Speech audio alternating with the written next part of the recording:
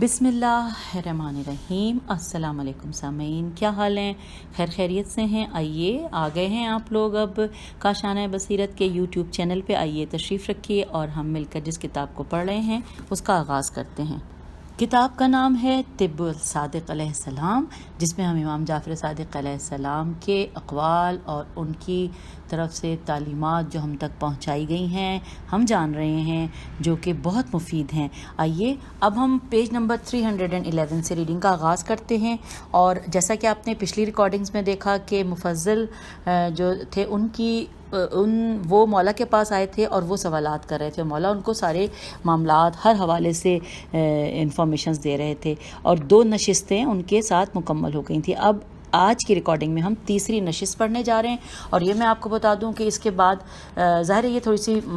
کافی صفحات پر مشتمل ہے، اور اس کے بعد چوتھی نشست ہے، اور جو چوتھی نشست ہے وہ اس کتاب کا بالکل آخری حصہ ہوگا۔ تو ہم بس اب یہ 2 نشستیں ہم نے پڑھنی ہیں، دیکھنی ہے۔ آئیے دیکھتے ہیں تیسری نشست۔ لکھا ہے مفضل کا، میم فے زواد لام، مفضل ہے شاید یا مفضل ہے، یہ میں ہمیشہ یہی میرا یہ مسئلہ کوئی حل کر دے تو بہرحال میں عادتاً اس کو مفضل پڑھ لیتی ہوں، حالانکہ زواد کے اوپر کوئی تشدید نہیں ہے، چلیں اس کو مفضل پڑھتے ہیں۔ مفضل کا بیان ہے کہ جب تیسرا دن ہوا اور میں صبح سویرے ہی اجازت لینے کے بعد امام کی خدمت اقدس میں حاضر ہوا، آپ نے مجھے بیٹھنے کو کہا تو میں بیٹھ گیا۔ پھر امام علیہ السلام نے ارشاد فرمایا، بے شک تمام تعریفیں خداوند متعال کے لیے ہیں کہ جس نے ہمیں اپنے تمام بندوں پر منتخب فرمایا اور ہم سے زیادہ کسی کو عزت و شرف نہ بخشا۔ اس نے ہمیں اپنے علم کے لیے منتخب کیا اور اپنے حلم سے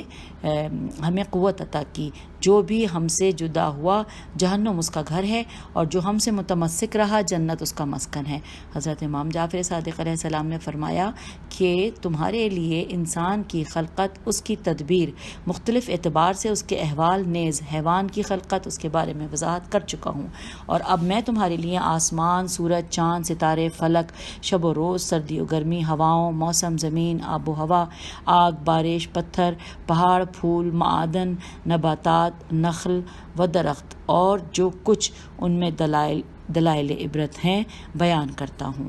اب اگلی ہیڈنگ ہے، آسمان کا رنگ بھی حکمت سے خالی نہیں۔ آئیے جانتے ہیں۔ مولا نے فرمایا کہ آسمان کے رنگ اور اس میں استعمال شدہ حسن تدبیر پر غور کرو۔ یہ رنگ آنکھوں کی تقویت کے لیے سب سے بہتر رنگ ہے، یہاں تک کہ اتباع بھی اس شخص کو جس کی آنکھوں کی روشنی کم ہو جائے نصیحت کرتے ہیں کہ وہ آبی آسمانی مائل سیاہی کو زیادہ دیکھے، اور کبھی ماہرین ضعیف البصر افراد کو ایسے آبی تشت دیکھنے کی ہدایت کرتے ہیں کہ جو پانی سے پر ہو۔ ذرا غور کریں اس بات پر کہ کس طرح خداوند تعالیٰ نے آسمان کے رنگ کو آبی مائل سیاہ بنایا تاکہ آنکھیں آسمان کو زیادہ دیکھنے سے نقصان سے محفوظ رہیں۔ ہاں، وہی چیز جس تک لوگ بہت زیادہ تحقیق و تجربے کے بعد پہنچتے ہیں وہ خلقت میں پہلے ہی سے دکھائی دیتی ہے، اور یہ اس حکیم کی حکمت کا کمال ہے تاکہ عبرت حاصل کرنے والے لوگ عبرت حاصل کریں اور ملحدین اس میں حیران ہو کر رہ جائیں۔ اور ہم آ گئے ہیں پیج نمبر 312 پہ، اور پھر لکھا ہے کہ خدا انہیں ہلاک کرے کہ یہ لوگ کس طرح منحرف ہوتے ہیں۔ آئیے آگے چلتے ہیں۔ اگلی ہیڈنگ ہے، سورج کا طلوع اور غروب ہونا۔ مولا نے فرمایا کہ فکر کرو سورج کے طلوع اور غروب ہونے اور مسلسل شب و روز کے وقوع پذیر ہونے پر، کہ اگر سورج نہ ہوتا تو دنیا کے تمام کام بگڑ کر رہ جاتے اور انسان کی زندگی کبھی خوشگوار نہ ہوتی، اس لیے کہ وہ روشنی جیسی نعمت سے محروم ہوتا۔ روشنی کی قدر و قیمت اور اس کے فائدے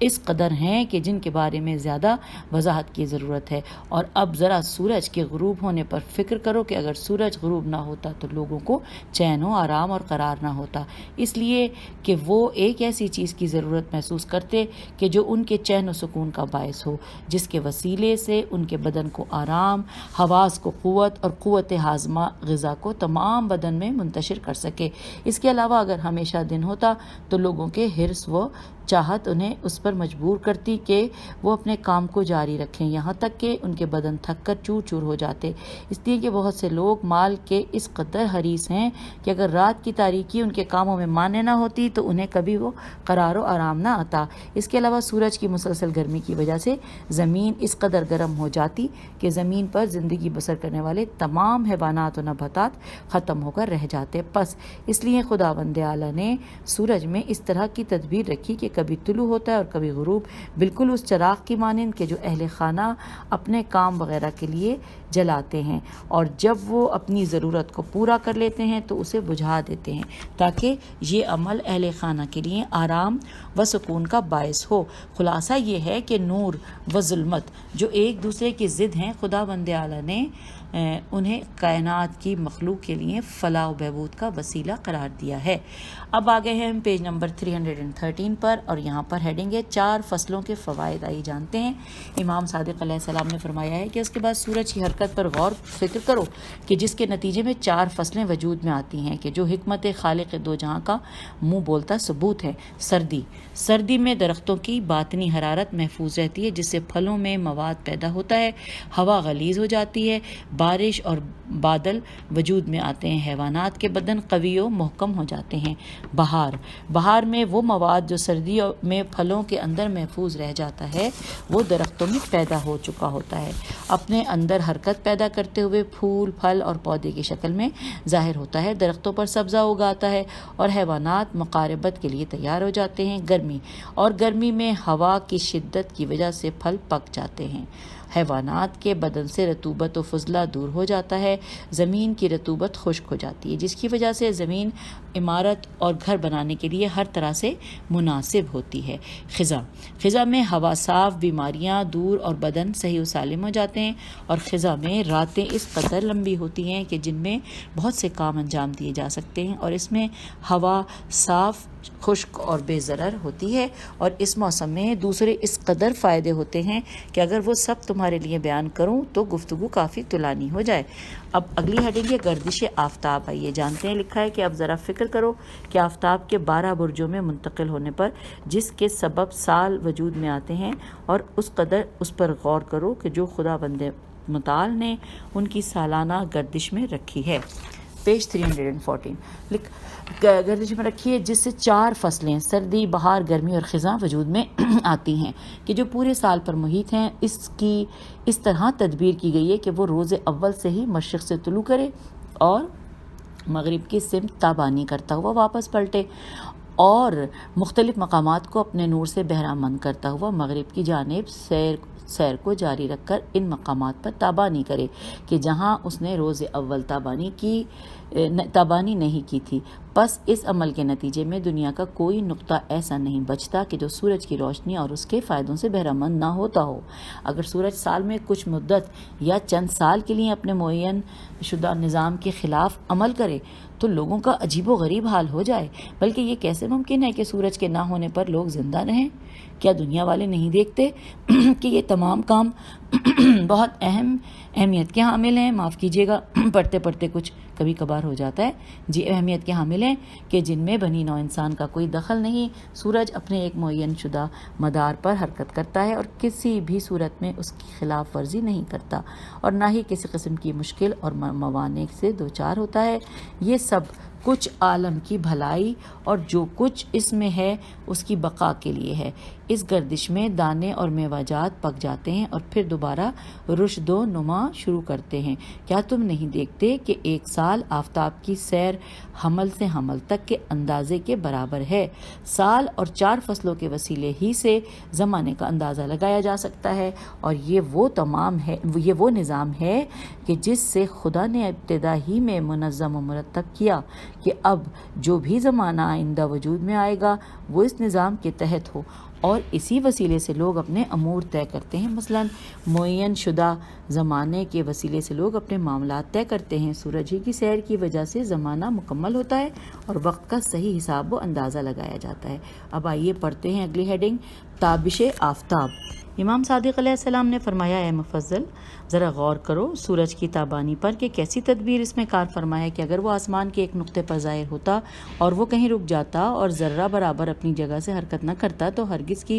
ہرگز اس کی شعاعیں اور اس کے دوسرے فوائد تمام نقاط پر ظاہر نہ ہوتے، اس لیے کہ پہاڑ اور دیواریں اس کے درمیان حائل ہو جاتی۔ ہم آگے ہیں پیج نمبر 315 پر۔ اگلی ہیڈنگ ہے چاند میں نمایاں دلیلیں خداوند تعالیٰ پر دلالت کرتی ہیں۔ لکھا ہے مولا امام صادق علیہ السلام نے فرمایا کہ ذرا چاند پر غور کرو، اس میں ایسی نمایاں دلیلیں موجود ہیں جو خداوند متعال پر دلالت کرتی ہیں۔ چاند میں لوگوں کے لیے ایک بہت عظیم رہنمائی پوشیدہ ہے جس کے وسیلے سے لوگ سال کے قمری مہینوں کو پہچانتے ہیں۔ چاند کے وسیلے سے سال شمسی کو نہیں پہچانا جا سکتا، اس لیے کہ اس کی گردش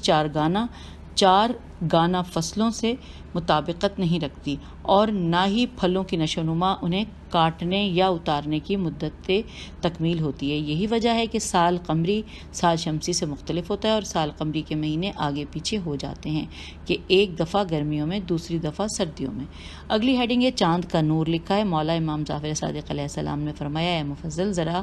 رات کے وقت اس کی روشنی اور اس کے فوائد پر غور کرو کہ انسان و حیوان کے آرام اور ہوا کے سرد ہو جانے کے باوجود ان کے لیے ہرگز یہ بات سود مند نہ ہوتی کہ رات بالکل تاریک اور اندھیری ہو اور روشنی کا کہیں نام و نشان نہ ہو، کیونکہ ایسے میں وہ کام انجام نہیں دے سکتے تھے کہ جب تک کہ بہت سے لوگ رات کو کام کرنے کی ضرورت کو محسوس کرتے ہیں، کیونکہ وہ ان کاموں کو دن کی تنگی یا شدت گرمی کی وجہ سے انجام نہیں دے سکتے، لہٰذا وہ رات میں چاند کی روشنی سے فائدہ اٹھاتے ہوئے بعض کاموں کو مثلاً زراعت، اینٹوں کا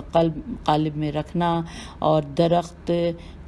کاٹنا وغیرہ کو انجام دیتے ہیں۔ گویا چاند کی روشنی لوگوں کے لیے اس وقت مددگار ثابت ہوتی ہے کہ جب وہ اس کی ضرورت محسوس کرتے ہیں، اور چاند کی روشنی سے رات کے مسافر بھی فائدہ اٹھاتے ہیں۔ اور چاند میں اس طرح کی تدبیر رکھی گئی ہے کہ وہ بعض راتوں میں ظاہر اور بعض میں غائب ہو۔ اس کی روشنی کو سورج کی روشنی سے کم رکھا گیا ہے کہ اگر ایسا نہ ہوتا تو تمام لوگ اس کی روشنی سے استفادہ کرنے کے لیے کام کاج میں مشغول ہو جاتے اور بالکل آرام و سکون نہ کرتے کہ یہ عمل ان کی ہلاکت کا سبب بنتا۔ ہم آ گئے ہیں پیج نمبر 316 پر۔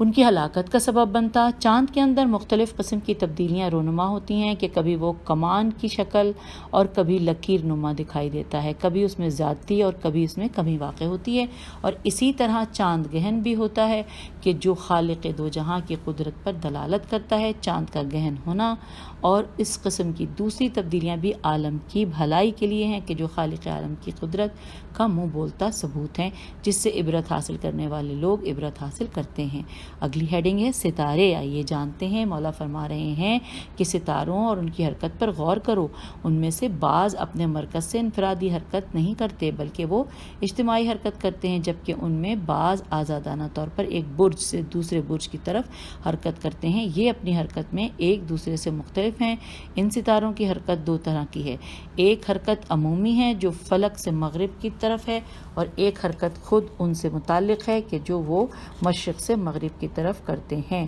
ان کی مثال اس چونٹی کی سی ہے جو چکی کے پتھر پر چکر لگا رہی ہے کہ آسیاب کا پتھر اسے سیدھی طرف حرکت دیتا ہے اور چونٹی خود الٹی طرف حرکت کرتی ہے۔ تو ایسی حالت میں دراصل چونٹی دو طرح کی حرکت میں مصروف ہے، ایک خصوصی جس کے تحت آگے کی طرف بڑھ رہی ہے، اور دوسری حرکت آسیاب کے پتھر کے تحت انجام پا رہی ہے جو اسے پیچھے کی طرف کھینچتا ہے۔ پس اب سوال کیا جائے ان لوگوں سے کہ جو یہ خیال کرتے ہیں کہ ستارے اور ان کی یہ گردش حالت میں اتفاق اور بغیر قصد و ارادے کے ہے اور ان کا کوئی بنانے والا نہیں ہے، پس اگر ایسا ہے تو یہ سب ساکن کیوں نہیں ہیں، یا یہ کہ سب کیوں برج سے برج کی طرف منتقل نہیں ہوتے؟ اس لیے کہ اتفاق کا نتیجہ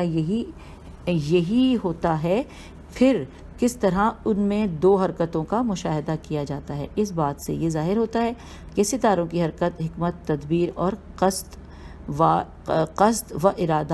ارادے کا نتیجہ ہے اور ہرگز اتفاق کا نتیجہ نہیں، کہ جس طرح فرقہ معطلہ کے لوگ یہ گمان کرتے ہیں۔ ہم آ گئے ہیں پیج نمبر 317 پر، لکھا ہے کہ اگر کوئی کہنے والا یہ کہے کہ آخر کیوں بعض ستارے ساکن اور بعض متحرک ہیں، تو ہم اس کے جواب میں کہیں گے کہ اگر تمام ستارے ایک ہی طرح ہوتے اور ان میں اختلاف نام کی کوئی چیز نہ ہوتی تو کس چیز کے ذریعے انہیں پہچانا جاتا؟ اور دوسری بات یہ ہے کہ ان کی حرکت ہی کی وجہ سے عالم میں پیش آنے والے حادثات کی پیشن گوئی کی جاتی ہے، اور اگر وہ سب کے سب متحرک ہوتے تو ایسی صورت میں ان کی طرف سیر کرنا مشکل ہو جاتا، اس لیے کہ ان کی کوئی خاص جگہ نہ ہوتی کہ جس کے ذریعے انہیں پہچانا جاتا، اور نہ ہی کوئی اثر باقی رہتا کہ جس کے وسیلے سے ان تک رسائی حاصل کرنا ممکن ہوتی، بلکہ ستاروں کے ساکن اور ثابت ہونے ہی کی وجہ سے ان کے امکان اور ان تک رسائی ممکن ہوتی ہے، اس طرح جس طرح سے کوئی مسافر ایک منزل تک مختلف راستوں اور منزلوں کو طے کرتا ہوا پہنچتا ہے۔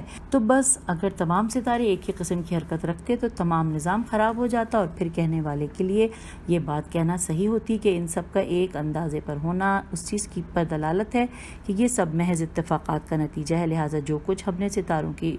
اختلاف سیر، ان کے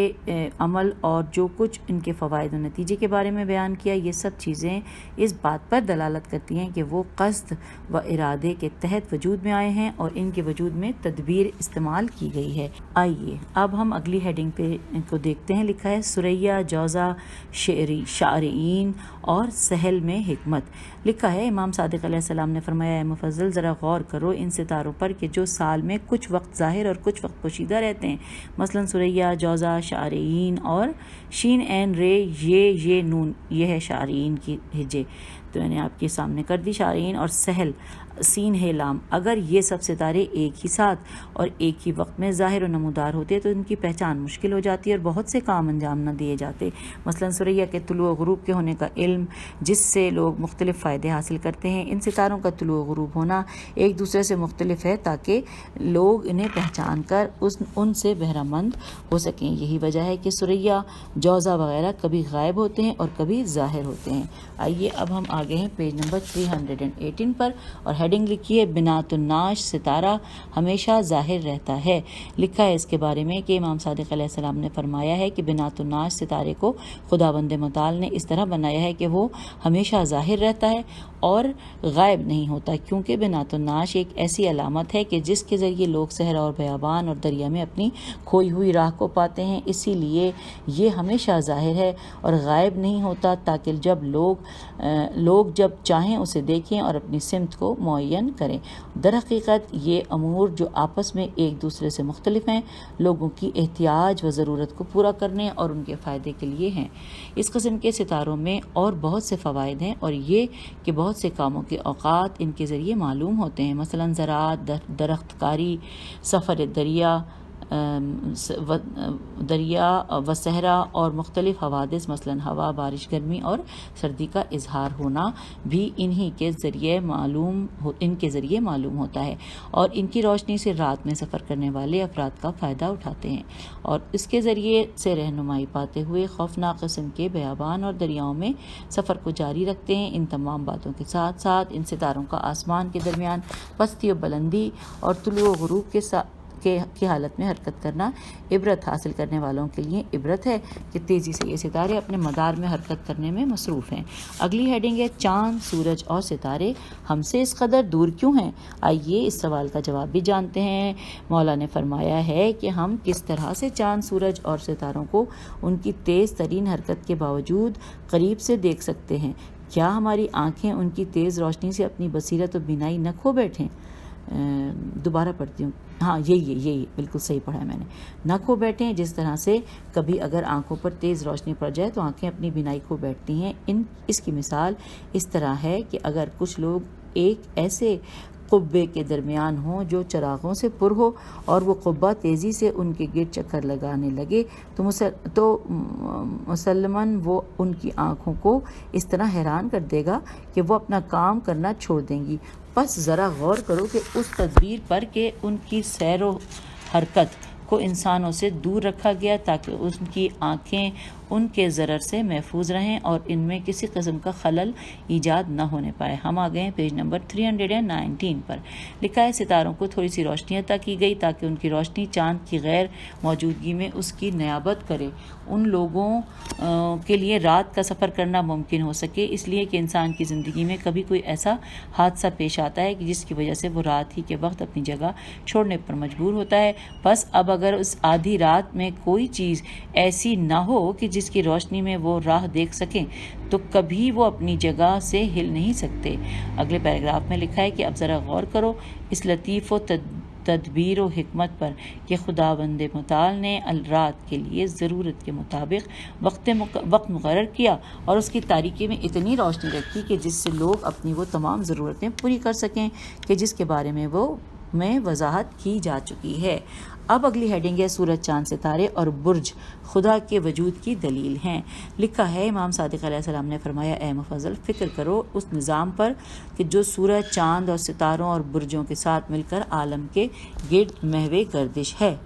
اور اس گردش میں ایک صحیح اندازہ و میزان ہے جس کے نتیجے میں شب و روز منظم اور 4 فصلیں وجود میں آتی ہیں اور جو حیوانات و نباتات پر بھی اثر انداز رہے ہیں، اور یہ اس پورے نظام میں ان کی مصلحت ہے۔ جیسا کہ تمہارے لیے بیان کر چکا ہوں، تو کیا اب بھی کسی صاحب عقل سے یہ بات پوشیدہ و مخفی رہ جاتی ہے کہ یہ سب کام ایک ذات کی حکمت اور اس کی تدبیر کے سبب ہیں، اور یہ کہ اس نظام کا صحیح اور ایک معین اندازے پر ہونا ایک ہی ذات حکیم کی طرف سے ہے۔ اب اگر کوئی کہنے والا یہ کہے کہ یہ وہ چیزیں ہیں کہ جو اتفاق سے اسی طرح وجود میں آئی ہیں، تو پھر وہ کیوں یہی کلام اس چرخے کے بارے میں نہیں کہتے کہ جو گھومتا ہے اور پانی کو کنویں سے باہر لانے کا کام انجام دیتا ہے، جس سے باغ وغیرہ سیراب ہو چکے ہیں، اور تم دیکھتے ہو کہ تمام آلات کو ایک خاص اندازے کے تحت بنایا جاتا ہے کہ جن میں بعض سے تعلق رکھتے ہیں، اور یہ سب باغ اور اس میں موجود اشیاء کے لیے بے انتہا مفید ہیں۔ ہم آ گئے ہیں پیج نمبر 320 پر۔ بے انتہا مفید ہیں، تو پھر کس طرح یہ کلام حقیقت پر مبنی ہو سکتا ہے کہ یہ دنیا خود بخود وجود میں آئی ہے، اور لوگوں کی اس وقت کیا رائے ہوتی ہے جب یہ کلام ان کے سامنے کہا جاتا ہے اور وہ اس کا انکار کرتے ہیں یا نہیں۔ اب اگلے پیراگراف میں لکھا ہے کہ اے مفضل، تعجب تو اس بات پر ہے کہ جب اگر کوئی یہ کلام ایک ایسے تختے کے بارے میں کہتا ہے کہ جسے عام انسان نے ایک خاص کام کے لیے بنایا ہے کہ یہ تختہ خود بخود وجود میں آیا، تو سب مل کر اس کے مخالف ہو جاتے ہیں اور اس کلام کو ہرگز قبول نہیں کرتے، مگر صد افسوس ہے کہ جب یہ کلام اس عجیب و غریب دنیا کے بارے میں کہا جاتا ہے جو ایک حیرت انگیز حکمت کے تحت وجود میں آئی ہے کہ جس تک ذہن بشری کی رسائی ممکن نہیں، اور جسے زمین اور اس میں موجود اشیاء کی بھلائی کے لیے بنایا ہے، تو اسے قبول کر لیتے ہیں کہ یہ دنیا اتفاق اور بغیر کسی سانے کی صنعت کے وجود میں آئی ہے۔ امام صادق علیہ السلام نے فرمایا کہ ذرا سوچو کہ اگر ان افلاک یعنی ان نظام میں کوئی خلل پیدا ہو جائے کہ جس طرح ان آلات میں پیدا ہو جاتا ہے کہ جنہیں صنعت کے کام میں استعمال کیا جاتا ہے، تو کس سانے کی ذمہ داری ہے، وہ اس کے بارے میں چارہ اندیشی کرے۔ اب آئیے اگلی ہیڈنگ پڑھتے ہیں۔ لکھا ہے شب و روز کا اندازہ۔ لکھا ہے کہ حضرت امام صادق علیہ السلام نے فرمایا کہ اے مفضل، غور کرو شب و روز کے اندازے پر کہ ان کے واقع ہونے پر اور اس تدبیر پر کہ جس میں اس کے بندوں کی بھلائی ہے۔ جب دن اور رات بڑے ہونا شروع ہوتے ہیں تو 15 گھنٹے سے کسی بھی صورت میں تجاوز نہیں کرتے۔ کیا تم اس بات کو محسوس نہیں کرتے کہ اگر دن 100 گھنٹے یا 200 گھنٹے کا ہوتا تو زمین پر زندگی بسر کرنے والے تمام حیوانات و نباتات ہلاک ہو جاتے۔ حیوان اس لیے ہلاک ہو جاتے کہ انہیں آرام و سکون نہ ملتا، چوپائے چرنے سے فارغ نہ ہوتے، اور انسان اپنے کام کاج سے فارغ نہ ہوتا، اور نباتات اس لیے ہلاک ہو جاتے کہ سورج کی روشنی اور حرارت ان پر طویل مدت تک پڑتی، جس کی وجہ سے وہ خشک ہو جاتے اور جل کر راکھ بن جاتے۔ پیج 321 راکھ بن جاتے، اور اسی طرح رات معین شدہ مدت سے زیادہ طولانی ہوتی تو حیوانات اپنی حرکت نہ کر پاتے اور بھوک کے مارے جان سے ہاتھ دھو بیٹھتے، اور اس طولانی مدت میں نباتات سے حرارت طبیعی ختم ہو جاتی اور وہ فاسد ہو جاتے، بالکل اس پودے کی طرح کہ جسے اس جگہ یا مکان پر رکھ دیا جائے کہ جہاں سورج کی روشنی نہیں پہنچتی۔ آئیے اگلی ہیڈنگ، سردی اور گرمی کے فوائد، اس کو پڑھتے ہیں۔ لکھا ہے امام صادق علیہ السلام نے فرمایا کہ اے مفضل، سردی اور گرمی سے کہ جو 40 فصلوں کی تکمیل کا باعث ہیں، عبرت حاصل کرو کہ یہ خاص نظم و ضبط کے اور اعتدال کے ساتھ جہاں کو اپنے فائدوں سے بہرہ مند کرتی ہے۔ سردی اور گرمی دو ایسے وسیلے ہیں کہ جن کے ذریعے مال اور بدن کی اصلاح ہوتی ہے، اور یہ عمل بدن کی بقا اور اس کی بھلائی کے لیے ہے، اس لیے کہ اگر سردی گرمی نہ ہوتی اور ان کا بدن پر کوئی اثر نہ ہوتا تو بدن فاسد، سست اور کمزور پڑ جاتا۔ آئیے اب اگلا پیراگراف پڑھتے ہیں۔ لکھا ہے کہ اے مفضل، ان میں سے ہر ایک کے دوسرے میں داخلے کی تدریجی حالت پر غور کرو، ایک ہلکے ہلکے کم ہوتی ہے اور دوسری پہلے کی طرح ہلکے ہلکے بڑھتی جاتی ہے، یہاں تک کہ پہلی اپنی انتہا تک پہنچ جاتی ہے، اور اگر ان میں سے ایک کا دوسرے کے اندر داخل ہونا غیر تدریجی ہوتا تو مثلا یہ عمل جسم کے لیے نقصان دہ ثابت ہوتا، بیمار ہونے کا سبب بن جاتا، جس طرح سے اگر تم اس میں کوئی ایک گرم حمام سے نکل کر سرد جگہ پر چلے جاؤ تو قطعاً وہ مریض ہو جائے گا۔ پس پھر کیوں خدا بند متعال کے سردی اور گرمی کے اندر اس تدریج کو رکھا، سوائے اس کے کہ انسان ان کے ضرر سے محفوظ رہ سکے۔ اگر یہ عمل تدبیر سے ہٹ کر تدریج کو رکھا، سوائے اس لیے کہ انسان ان کے ضرر سے محفوظ رہ سکے، تو اگر یہ عمل تدبیر سے ہٹ کر ہوتا تو کیوں کر انسان سردی اور گرمی کے ناگہان ضرر سے محفوظ رہتا۔ اب اگر کوئی یہ گمان کرے کہ سردی اور گرمی کا تدریجی طور پر ہونا سورج کی سست رفتاری، اس کی پستی اور بلندی کی وجہ سے ہے، تو اس سے سوال کیا جائے کہ سورج کے سست رفتار ہونے کی علت کیا ہے، اور اگر وہ یہ کہے کہ سورج کی سست رفتار ہونے کی علت مشرق اور مغرب کا طویل فاصلہ ہے، تو پھر اس سے اس دوری اور اس فاصلے کی علت کے بارے میں سوال کیا جائے گا۔ ہم آگئے ہیں پیج نمبر 322 پہ۔ سوال کیا جائے گا اور اسی طرح یہ مسئلہ اوپر تک چلا جائے گا، یہاں تک کہ بات یہاں ختم ہوگی کہ یہ تمام کام مقصد و ارادے کے تحت وجود میں آئے ہیں کہ اگر گرمی نہ ہوتی تو پھل کسی بھی صورت میں سخت و نرم، پکے اور میٹھے نہ ہوتے کہ لوگ ان کے تر اور خشک ہونے سے فائدہ اٹھا سکیں۔ اگر سردی نہ ہوتی تو زراعت کسی بھی صورت میں اس مقدار میں نہیں ہو سکتی تھی جو تمام حیوانات کی غذا کے لیے کافی ہے، اور نہ اس قدر کہ اس کے بیچ سے دوبارہ زراعت کی جا سکے۔ تو کیا تم نہیں دیکھتے کہ سردی اور گرمی اس قدر فوائد کے باوجود انسان پر اثر انداز ہوتی ہے، اور یہ سب چیزیں عبرت حاصل کرنے والوں کے لیے عبرت ہیں کہ جو اس بات پر دلالت کرتی ہیں کہ تمام چیزیں خداوند حکیم و مدبر کی تدبیر کے سبب ہیں۔ اگلی ہیڈنگ ہے ہوا میں تدبیر۔ لکھا ہے امام صادق علیہ السلام نے فرمایا کہ اے مفضل، ذرا غور کرو اور اس میں استعمال شدہ عظیم تدبیر پر۔ کیا تم نہیں دیکھتے کہ جب ہوا رک جاتی ہے تو فضا میں اس طرح حبس ہو جاتا ہے کہ انسان کا سانس اکھڑنے لگتا ہے، اور ہوا کا رکنا صحیح و سالم کو مریض اور مریض کو مریض تر، پھلوں کو فاسد اور سبزیوں کو خراب کر دیتا ہے۔ ایسی حالت میں بدن کے اندر مختلف قسم کے امراض جنم لیتے ہیں اور غلہ برباد ہو جاتا ہے۔ ان تمام چیزوں کا رونما ہونا اس بات کی دلیل ہے کہ ہوا کے چلنے میں مخلوق کی بھلائی ہے کہ جو خالق حکیم کی تدبیر کے سبب ہے۔ ہوا کے فوائد، اگلی ہیڈنگ ہے۔ لکھا ہے امام صادق علیہ السلام نے فرمایا اے مفضل، میں تمہیں ہوا میں پائے جانے والے فوائد کے بارے میں بتاتا ہوں، اور اب یہ اگلا بریکٹ ہے، اس میں لکھا ہے کہ حضرت امام جعفر صادق علیہ السلام نے فرمایا کہ آواز وہ اثر ہے کہ جو ہوا میں اجسام کے ملنے سے پیدا ہوتی ہے، یہ ہوا ہے کہ جو اس آواز کو کان تک پہنچاتی ہے۔ اگر وہ تمام گفتگو و کلام جو لوگ دن رات اپنے معاملات اور دوسرے امور کے بارے میں کرتے ہیں ہوا میں باقی رہ جاتا ہے کہ جس طرح کاغذ کا لکھا اس پر باقی رہ جاتا ہے تو عالم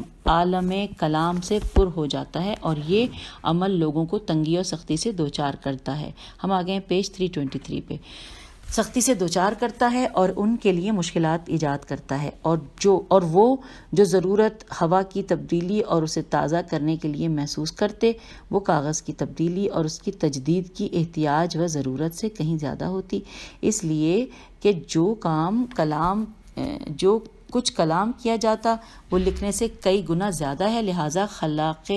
عالم نے ہوا کو ایسا مخفی کاغذ قرار دیا کہ کلام چاہے جتنا ہو اسے بغیر کسی وقفے کے اپنے کاندھوں پر اٹھا کر محو کرتا ہے اور پھر دوبارہ صاف ہو جاتا ہے۔ امام جعفر صادق علیہ السلام فرماتے ہیں، آئیے اگلا پیراگراف پڑھتے ہیں کہ اے مفضل، اس نسیم سے کہ جسے ہوا کے نام سے یاد کیا جاتا ہے اور اس کے فوائد سے عبرت حاصل کرو، اس لیے کہ ہوا بدن کے اندر داخل ہو کر اسے زندگی بخشتی ہے اور اس کا خارج ہونا روح کے لیے باعث آرام و سکون ہے۔ ہوا کے اندر ایک بہاؤ ہے کہ جو آواز کو دور دور تک پہنچاتا ہے اور یہ ہوا ہے کہ جس کے ذریعے بوئیں ایک جگہ سے دوسری جگہ منتقل ہوتی ہیں۔ آئیے اگلا پیراگراف پڑھتے ہیں۔ لکھا ہے کہ کیا تم اس بات کو محسوس نہیں کرتے کہ کس طرح سے اس جگہ سے بو آتی ہے جہاں سے ہوا آ رہی ہو، اور بالکل اسی طرح آواز بھی، اور یہ ہوا ہے کہ